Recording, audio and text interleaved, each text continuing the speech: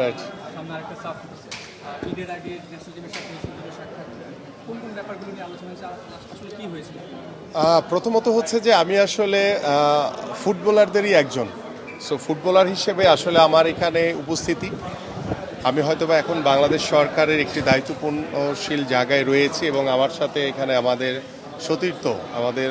Bangladesh football ফেডারেশনের সভাপতি তাবিদ আওয়াল সহ আমাদের ভাইস প্রেসিডেন্ট যারা অফিসিয়াল ছিলেন, এবং আমি খেলোয়াড়দের সাথে বেসিক্যালি যেহেতু আমি তাদের জায়গায় বসেছিলাম বা তাদের জায়গায় একদিন খেলেছি, সেই জায়গা থেকে আমি তাদের সাথে কিছু বিষয় শেয়ার করেছি যে সবার আগে হচ্ছে আমার বাংলাদেশ, এবং সেই বাংলাদেশের হয়ে যখন আমি জার্সি গায়ে যখন মাঠে নামবো, আমি যাতে আমার বেস্ট পারফরমেন্সটি দিয়ে দেশের জন্য যাতে সম্মান বয়ে নিয়ে আসতে পারি, এটি হচ্ছে মূল বিষয় ছিল। পাশাপাশি হচ্ছে যে আমাদের খেলার ভিতরে আমরা শতভাগ পেশাদারিত্ব মনোভাবটা নিয়ে আসতে চাই, এবং আপনারা সবাই জানেন যে আগামী 30শে মার্চ আমাদের মাননীয় প্রধানমন্ত্রী তিনি আনুষ্ঠানিকভাবে আমরা বাংলাদেশের সকল জাতীয় খেলোয়াড় যারা রয়েছে তাদেরকে বেতন কাঠামোর আওতায় এনে তাদেরকে ক্রিয়া ভাতা অনুষ্ঠান আমরা আনুষ্ঠানিকভাবে পাইলট প্রজেক্ট আকারে উদ্বোধন করতে যাচ্ছি। মাননীয় প্রধানমন্ত্রী তিনি এটি উদ্বোধন করবেন, এবং আমরা আশা করি যে আমরা খেলোয়াড়দের যে একটি বিষয় রয়েছে যে পরিবারের যে ভরসা বা আস্থা, যেটার জন্য আমাদের পক্ষ থেকে সরকারের পক্ষ থেকে যা করণীয় আছে সর্বোচ্চটুকু আমরা করব, কারণ আমাদের একটি ট্যাগলাইনই রয়েছে যে ক্রিয়া হলে পেশা, পরিবার পাবে ভরসা। সেই পরিবারের ভরসার জায়গাটি আমরা স্থায়ীভাবে প্রতিষ্ঠিত করতে চাই, যাতে কোনো খেলোয়াড় যারা জাতীয় দলের হয়ে খেলবে, বাংলাদেশকে রিপ্রেজেন্ট করবে,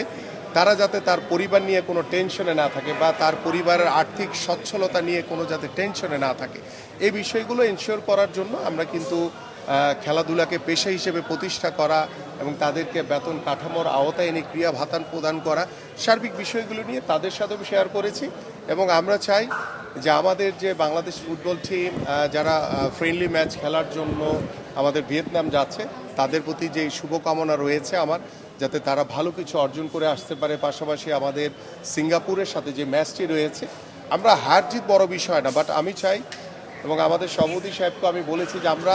কন্টিনিউয়াসলি খেলে যেতে চাই, সেখানে হারবো জিতবো আস্তে আস্তে করে কিন্তু একটি জায়গায় গিয়ে আমরা পৌঁছাতে পারবো ইনশাআল্লাহ। সো আমরা হেরে গেলেই সবাই হতাশ হয়ে যায়, হতাশ হওয়ার কোনো কারণ নাই। আমি মনে করি হাঁটতে হাঁটতে আমরা ভালো কিছু অর্জন করতে পারবো ইনশাআল্লাহ। বাট আমার যেটি টার্গেট সেটি হচ্ছে যে আমি আমাদের সভাপতি সাহেবের সাথে কথা বলেছি, আবারও বসবো, যে আমরা কন্টিনিউয়াসলি আমাদের খেলোয়াড়দেরকে খেলাধুলার ভিতরে রাখতে চাই, আন্তর্জাতিক ম্যাচ খেলার ভিতরে আমাদের ঘরোয়া ফুটবলটা যাতে আরও বেশি সমৃদ্ধশালী হয়, সে বিষয়গুলো নিয়ে আমরা ইনশাল্লাহ স্টেপ বাই স্টেপ আমরা কাজ করবো ইনশাল্লাহ। পাশাপাশি আমাদের অনূর্ধ্ব 20 যে সাফ টিম যারা মালদ্বীপের উদ্দেশ্যে রওনা হবে, আমরা যেহেতু লাস্ট ডিফেন্ডিং চ্যাম্পিয়ন, সো আমরা আশা করি যে আমাদের সেই তরুণ উদীয়মান যারা অনূর্ধ্ব 20 ফুটবল টিমে খেলছে, আমি দেখলাম তাদের ভিতরে যে মানসিকতা দেখলাম বা তাদের ফেস দেখলেই তো বোঝা যায় যে আসলে তারা ভালো কিছু অর্জন করতে চায়। সো তাদের ফেজের ভিতরে সেই প্রত্যাশা, সেই স্বপ্নটুকু আমি দেখেছি। সো আই হোপ যে ইনশাল্লাহ আমরা আবারও মালদ্বীপ থেকে বাংলাদেশ ফুটবল টিম অনূর্ধ্ব 20 সাব ফুটবল চ্যাম্পিয়ন হয়ে ফিরে আসবে ইনশাল্লাহ। আমার একটা প্রশ্ন ছিল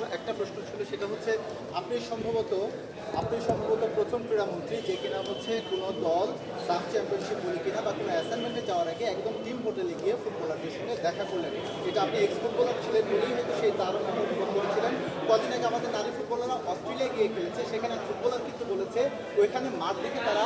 চমকপ্রদ হয়ে গেছে, তারা প্রত্যাশা করেছে, তাদের ভেতর থেকে তারা চাচ্ছে যে বাংলাদেশেও আমরা এই ধরনের ফ্যাসিলিটি চাই, এই ধরনের মাঠ চাই। আপনি এক্স ফুটবলার হিসেবে একেবারে ফুটবলারদের কাছে চলে এসেছেন, ফুটবলারদের এই আকুতিটা ভাই আপনি কতটা পূরণ করতে চান, কত দ্রুত করতে চান? আমি শতভাগ আপনার সাথে একমত।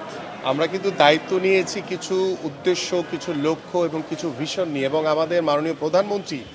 তিনি আগামীর বাংলাদেশের স্পোর্টসকে, খেলাধুলাকে সর্বোচ্চ গুরুত্ব দিয়েছেন। আমার যে নারী ফুটবলার মাঠ দেখে চমকপ্রদ বলেছে,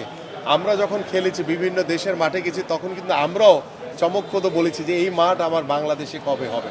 সো আমরা ইতিমধ্যে কাজ শুরু করেছি। আপনারা জানেন যে আমরা বিএফএফ এর আদলে আমরা কিন্তু অলরেডি আমাদের সিলেট এবং চিটাগংয়ের যে আমরা মাঠগুলো আনুষ্ঠানিকভাবে তাদেরকে চুক্তির মাধ্যমে যে বরাদ্দ দেওয়া হবে। সো আমরা শুধু এই বরাদ্দ দেওয়ার বিষয় না, আমরা চাই যে সারা বাংলাদেশের প্রত্যেকটি জায়গায় যাতে ফুটবলের জন্য যাতে আলাদা খেলার মাঠ থাকে সেই ব্যবস্থা ইনশাল্লাহ আমরা আমাদের জায়গা থেকে করার চেষ্টা করব।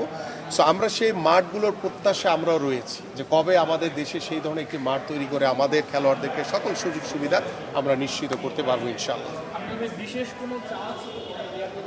যে আপনি এসেছেন, আপনাকে কাছে পেয়েছে? আমি তো সবসময় দেওয়ার জন্য আমার জায়গা থেকে প্রস্তুত রয়েছে, কারণ আপনারা সবাই জানেন যে আমাদের মাননীয় প্রধানমন্ত্রী তিনি কিন্তু আমাদের বাংলাদেশের ছড়িয়ে ছিটে থাকা অনেক প্রতিভাবান খেলোয়াড়দের পাশে তিনি কিন্তু দীর্ঘদিন ধরে তাদের পাশে রয়েছেন, এবং আমার যারা ন্যাশনাল টিমের হয়ে রিপ্রেজেন্ট করছে তাদের পাশে, যেহেতু আমি একজন ফুটবলার, সো ফুটবলার হিসেবে আমি কিন্তু ওই চেয়ারটিতে ওই মাঠে কিন্তু একদিন খেলেছি তাদের জায়গায়। সো আমি তাদের ভালো লাগা, সুযোগ সুবিধা কি কি প্রয়োজন রয়েছে সেটা আমি অনুভব করি। তো সেই অনুভব থেকে কিন্তু আসলে তাদের সাথে শেয়ার করে, এবং তারাও আমার সাথে বেশ কিছু বিষয় শেয়ার করেছে। সো আমরা স্টেপ বাই স্টেপ ইনশাল্লাহ আমরা এগিয়ে, যেহেতু আমি মাঠের লোক, মাঠের মানুষ, সো আমি শুধু ফুটবলার না, আমি একজন স্পোর্টস মানসিকতার মানুষ হয়ে আমার যেটি দায়িত্ব যে আমার বাংলাদেশের প্রত্যেকটি স্পোর্টসকেই আমরা সমান গুরুত্ব দিতে চাই, এবং আমার সামনে অন্যান্য ইভেন্টের যারাই দেশের বাইরে যাবে বা আমার বাংলাদেশকে রিপ্রেজেন্ট করবে, আমি তাদের সাথে সাক্ষাৎ করে তাদের সাথে কথা বলে তাদের মনোভাবগুলো বুঝতে চাই এবং ভালো কিছু করতে চাই। সো ভালো কিছু করার জন্য আমি আপনাদের সকলে সহযোগিতা চাই। পাশাপাশি আমার খেলোয়াড়রা সবাই তারা ঈদ নিজের পরিবারের সাথে পালন না করে তারা দেশের জন্য খেলতে যাচ্ছে। সো তাদের প্রতি আমার শুভকামনা রইল, এবং তাদের যারা পরিবার রয়েছে তাদের প্রতি সবাইকে আমি জানাই ঈদ মোবারক, যে আপনার সন্তান বা আপনার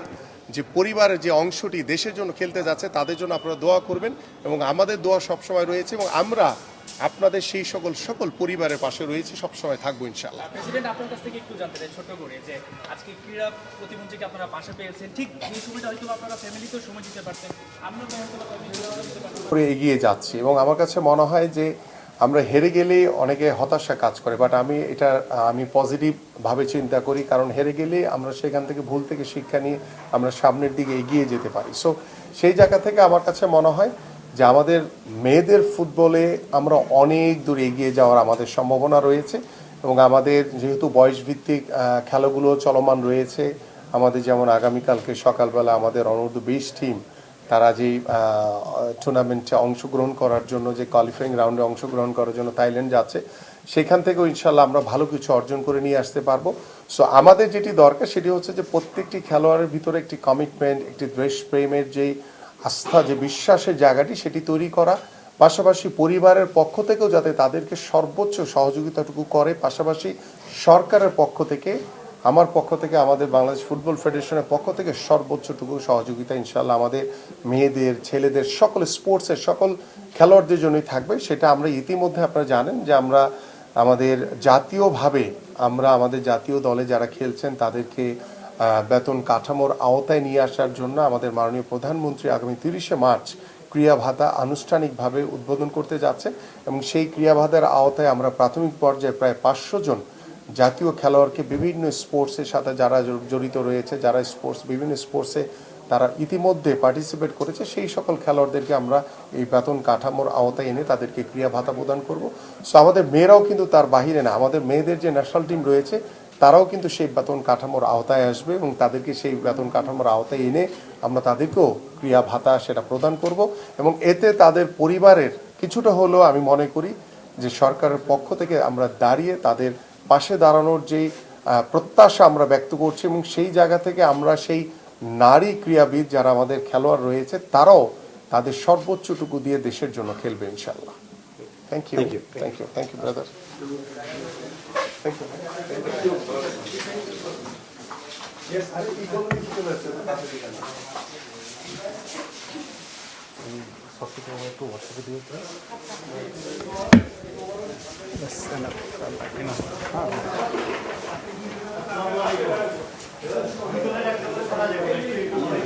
নাই সামনে থেকে আমার